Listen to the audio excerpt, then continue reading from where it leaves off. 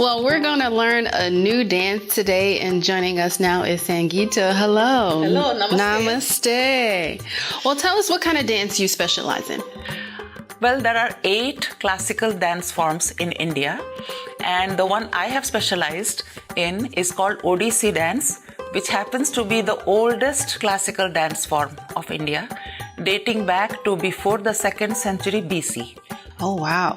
Well, let's learn a little bit about yourself. We hear that you were a big musical artist back in India. Tell us a little bit about your background. Well, I have been dancing since I was 3 years old, and I have done many dance programs solo and with groups. I have got the titles, awards, several awards. Some of them you can see on the here, and some of them I got more than 100 awards. I have sung in Hindi, Indian movies, and on stage, and on TV, and on radio.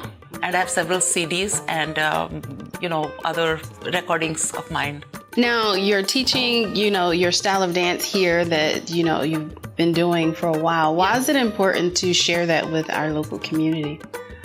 I have never been without dance and music. Even though I have done my master's in English literature in India, but dance and music have that pull for me wherever I am. I feel very much at home when I have my dance and my music around me. So when I came to Midland, which was more than 40 years ago, I found a group, even in a small town like Midland, I found a lot of interest in people when I performed on stage, they showed a lot of interest to learn this dance form and the music also. So that's how I started with very few students, like about 4 or 5, and then I began. Now I have taught more than 900 students in Midland, Saginaw.